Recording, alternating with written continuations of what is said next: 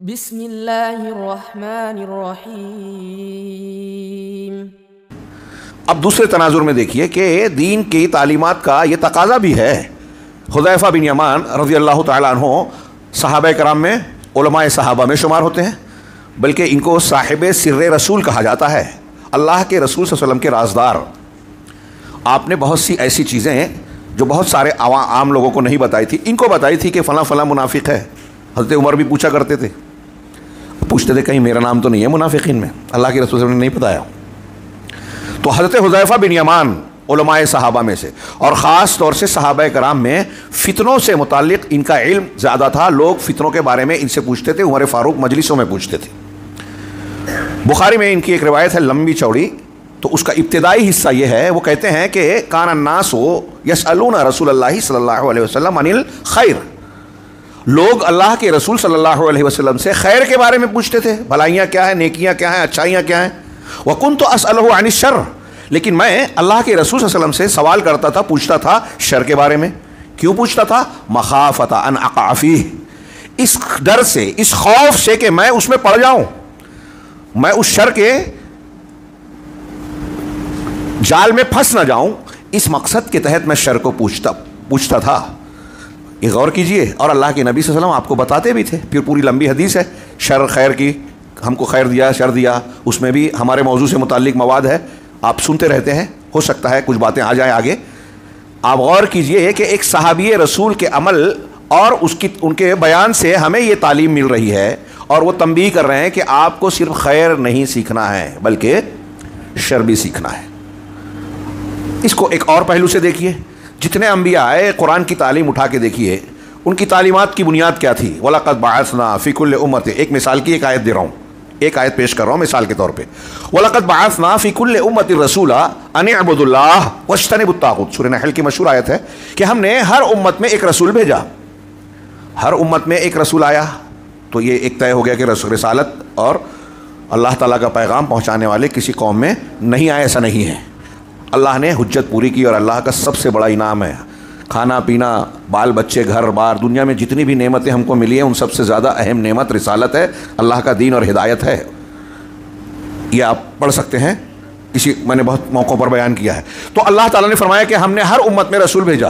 اب رسول کی جو رسول ہوتا ہے اس کی رسالت ہوتی ہے، تعلیم ہوتی ہے، نمائندگی جو کرتا ہے۔ تو انہوں نے کہا، آگے اللہ نے فرمایا کہ ان رسولوں کی رسالت کا پیغام کیا تھا؟ ان اعبدوا اللہ واجتنبوا الطاغوت، اللہ کی عبادت کرو اور طاغوت سے بچو۔ یہ دو باتیں ہیں۔ رسولوں نے صرف اتنا نہیں کہا کہ اللہ کی عبادت کرو، ساتھ میں کیا کہا؟ طاغوت سے بچو۔ طاغوت سے بچو مطلب طاغوت کسے کہتے ہیں؟ اہل علم نے کہا کل ما عبد دون اللہ فہو طاغوت۔ بعض علماء نے اور وضاحت کی، کل من عبد من دون اللہ فہو طاغوت، ومن اتبع دون الرسول صلی اللہ علیہ وسلم فہو طاغوت۔ جس کی اللہ کے علاوہ عبادت کی جائے وہ طاغوت ہے، جس کی اللہ کے رسول صلی اللہ علیہ وسلم کے علاوہ اتباع کی جائے، اتباع، وہ طاغوت ہے، کیونکہ آپ نے ان کا درجہ بڑھا دیا۔ طغا مانے سرکشی، ہاں، سیلاب آتا ہے، لہریں اچھلتی ہیں تو کہتے ہیں کہ طغیانی آئی ہے، یعنی سرکش ہو رہی ہیں لہریں، طاغوت اسی سے ہے۔ آپ نے کسی مخلوق کو بڑھا کر خالق سے ملا دیا تو وہ طاغوت ہو گیا۔ میں یہاں آپ کو سمجھانا یہ چاہ رہا ہوں کہ اللہ کے رسولوں کی تعلیم کو اللہ نے بیان کیا، اللہ کی عبادت کرو، صرف اتنا نہیں کہا، ساتھ ساتھ کہا طاغوت سے بچو۔ اب ایک آدمی اگر اللہ کی عبادت کر رہا ہے، سوال ہے، غور کیجئے، اللہ کی عبادت کر رہا ہے، بس کہے گا کہ میں عبادت کر رہا ہوں، میں تو فضائل دیکھتا ہوں، ہاں مجھے اقامت دین کرنی ہے، مجھے تو لوگوں میں خیر پھیلانا ہے، اب میں یہ شرک کا رد کرنا، بدعت کا رد کرنا نہیں کرتا۔ اس کی بات کو مان کے کوئی اللہ کی عبادت کرنے بھی لگا، لیکن ساتھ میں وہ جا کے قبر کو سجدہ کرتا ہے، غیر اللہ کو پکارتا ہے، کسی دوسرے سے استغاثہ استعاذہ کرتا ہے، اللہ کے علاوہ کے نام کی نظر و نیاز کرتا ہے، کسی اور پر بھروسہ کرتا ہے، کسی اور کے سامنے پیشانی ٹیکتا ہے، اللہ کی طرح کسی اور کو مانتا ہے، کہتا ہے بھائی اللہ کی عبادت تو کر رہا ہوں نا۔ کفار مکہ بھی تو یہ کہہ سکتے تھے کہ ہم اللہ کی عبادت کرتے ہیں، حج کرتے تھے، طواف کرتے تھے، جانوروں کو اللہ کے نام چھوڑتے تھے، شریک کر دیتے تھے ساتھ میں۔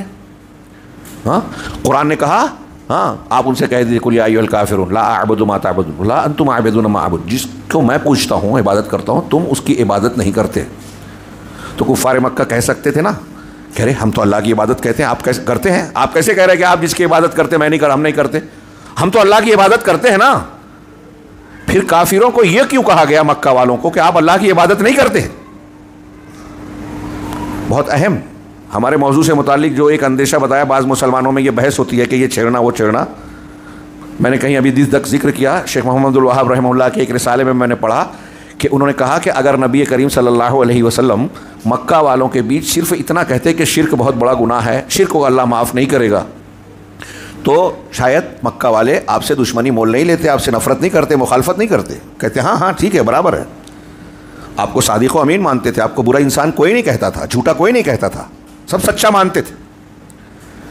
پھر جھگڑا کیوں ہوا، ناراض کیوں ہوئے؟ محمد الوہاب رحمہ اللہ نے یہ کہا، فرمایا کہ جناب محمد رسول اللہ صلی اللہ علیہ وسلم نے صرف اتنا نہیں کہا کہ شرک برا کام ہے، سب سے بڑا گناہ ہے، اللہ معاف نہیں کرے گا، بلکہ یہ کہا کہ تم جو کر رہے ہو، ان بتوں کو پکار رہے ہو، ان کے سامنے امور تعبدی اختیار کر رہے ہو، یہ تمہارا شرک ہے، کفر ہے، اللہ کا انکار ہے، اللہ کا حق غیر اللہ کو دینا ہے۔ تو بتائیے کیا رسول اللہ صلی اللہ علیہ وسلم انتشار چاہتے تھے؟ اللہ کے نبی صلی اللہ علیہ وسلم کے اس عمل کو آپ برائی کی نظر سے دیکھیں گے کہ ارے بلا وجہ آپ نے، کفار مکہ کہتے تھے کہ جو ان پر ایمان لاتا ہے گھر خاندان سے الگ ہو جاتا ہے، انتشار پیدا کر دیا، باپ دادا کے دین سے ہٹا دیا۔ تو اب اگر کوئی شخص آج کوئی توحید کی سنت کی دعوت دیتا ہے اور اس سے اہل بدعت اور اہل شرک کا رد ہوتا ہے، تو کیا آپ کہیں گے کہ یہ انتشار پھیلا رہا ہے، تشدد اختیار کر رہا ہے، شدت اختیار کر رہا ہے؟ شدت اور تشدد کا مطلب آپ نے سمجھا کیا ہے؟ اور کہیں کہیں غیرت و حمیت میں تشدد، جس کو ہم استقامت کہتے ہیں، اگر آپ کے اندر نہیں ہے تو آپ اپنے دین پر قائم نہیں رہ سکتے اور دین محفوظ نہیں رہ سکتا۔ اگر مخالفین کی مخالفت کا اثر قبول کر کے ہمارے اہل حق جو ہے وہ ان کی باتوں کو قبول کر لیتے، ہاں امام احمد مان جاتے، امام مالک رحمہ اللہ خلیفہ کی بات کو مان کے اپنا فتویٰ واپس لے لیتے، تو ان کو گدھے پہ بٹھا کر بازار میں گھمایا نہیں جاتا، ان کا مونڈا اکھاڑا نہیں جاتا، سزا نہیں دی جاتی، تو کیا بے وقوف تھے؟ یا انہوں نے غلط کام کیا آج کے لوگوں کے مطابق کہ کیوں جھنجھٹ میں پڑ رہے ہیں؟ ایک فتویٰ ہی تو ہے، واپس لے لیتے، کیوں تشدد میں، انتہا پسندی اور شدت پسندی میں پڑ گئے؟ شدت کا معنی الگ ہے کہ آپ دوسروں کے ساتھ زبردستی کرنے لگیں، یا اپنے حق کے موقف پر اس طرح قائم رہنے کا مظاہرہ کریں کہ کسی کی حق تلفی ہو رہی ہے، زیادتی ہو رہی ہے، عصبیت کا مظاہرہ ہو رہا ہے، لیکن حق پر قائم رہنا کہ میں اس سے ٹس سے مس نہیں ہوں گا، غلط کو غلط کہوں گا، صحیح کو صحیح کہوں گا، یہ شدت پسندی نہیں ہے، یہ آپ کے ہمارے دین کا امتحان ہے۔ شدت پسندی بول کر آپ اپنے آپ کو بچانا چاہتے ہیں، ہاں اپنے سر کو جو ہے وہ ریت میں ڈال کر سمجھ رہے ہیں کہ میں خطرے سے محفوظ ہو گیا۔ شتر مرغ کے بارے میں ایسا لوگ کہتے ہیں۔ تو میں عرض کر رہا تھا کہ اللہ نے کہا، رسولوں نے کہا اللہ کی عبادت کرو اور شرک مت کرو۔ پتہ یہ چلا کہ جہاں ہم کو یہ جاننا ضروری ہے کہ اللہ کی عبادت اور توحید کیا ہے، وہاں یہ جاننا بھی ضروری ہے کہ شرک کیا ہے، طاغوت کیا ہے، تاکہ ہم بچیں۔ اسی لیے علماء نے کہا کہ ہمارا جو دین ہے پورا کا پورا اس کا دو حصہ ہے، ایک تحلیہ ہے، ایک تخلیہ ہے۔ اس کو اور بھی نام دیتے ہیں۔ تحلیہ، کن چیزوں سے ہم کو اپنے آپ کو آراستہ کرنا ہے، حلیہ کہتے ہیں زیور کو، کون چیزیں پہننا ہے، کون سی چیزیں اختیار کرنی ہے، یہ تحلیہ۔ اور تخلیہ کہتے ہیں کس چیز سے اپنے آپ کو خالی کرنا ہے، صاف کرنا ہے۔ پورا دین یہی ہے، دو چیزیں، دونوں ضروری ہے، ایک پہلو کو چھوڑ نہیں سکتے۔ نیکی کا حکم دینا ہے، برائی سے روکنا ہے۔ آج جتنی بھی دعوتیں ہیں، یہ بھی ایک پہچان ہے، آئے گی بات ابھی، ہاں اہل باطل کی، اہل بدعت کی، ان کے اندر دیکھیں گے آپ کہ یہ چیزیں نظر نہیں آئے گی۔ یہ خود حق کی پہچان ہے کہ اہل حق وہ ہوں گے جو نیکی کا حکم دیں گے، اس میں سر فہرست توحید، برائی سے روکو گے اس میں سر فہرست شرک اور بدعت۔ اگر کوئی گروہ، یہ لکھ لیں دماغ و ذہن و دماغ میں، اگر کوئی گروہ شرک اور بدعت کا رد نہیں کرتا، میں یہ بار بار کہتا ہوں، ہمارے نوجوان لکھ لیں، شرک اور بدعت کا رد نہیں کرتا، شرک کو شرک نہیں کہتا، وہ دین اور دعوت کا کام نہیں کرتا ہے۔ اس کے جو رد کرتا ہے وہ شدت پسند نہیں ہے۔ شدت پسندی آ سکتی ہے اس میں، لیکن صرف رد کرنا شدت نہیں ہے۔